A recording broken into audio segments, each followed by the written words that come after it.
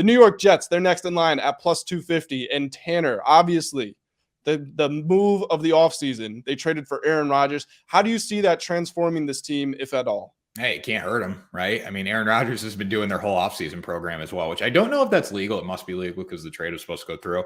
But I saw on NFL Live yesterday that he was doing the first part of the training program, and they're now in phase 2 of it. So he's fully locked into Jets football. I think he's excited to be in New York. My fear is, how is he going to handle the New York media? Because he doesn't like answering questions. He's a smart ass in press conferences. And I just don't know how that's going to play into that New York mentality. Now they have Alan Lazard, they have McCole Hardman, they have tons of weapons on offense, and they have a really good defense from last year. But in the back of my head, I'm still like, okay, this is the Jets. Like it's the Jets. And we kind of have that theory for, like, you know, a team like the Diamondbacks or a team like the Orioles. Like, it's the Diamondbacks, it's the Orioles, it's these teams that just have not been good consistently over a long period of time. We had it with the Kings, like this bias of teams that just have not performed.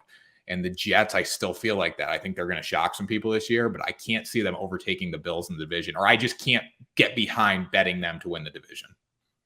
I'm with you, and I wouldn't be surprised to see the Jets make the wild card. Here's something very interesting that I did a little analysis of, and I might have talked about this before during the mock draft that we did, but if you look at last season's stats for the Jets and you take all the quarterbacks that played, because there were a lot of them, and you add up all their passing yards, they threw for more passing yards than the Packers quarterbacks threw for last year, which was Rodgers and then one game of Jordan Love. So they were moving the ball downfield. Now, obviously, you're bringing Rodgers in, hoping that he's not going to have even close to as many turnovers as the Mike Whites and the Zach Wilsons and the Joe Flaccos did.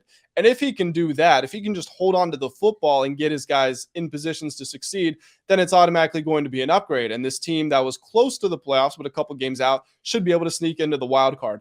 Do they have that elite ability to get into that, you know, the 13-4, the 14-3 range to challenge with the Bills? I'm not totally sold on it. And I think that cultural bias can be unfair, but at the same time, being in a winning culture also just instills winning mentality and winning habits into you.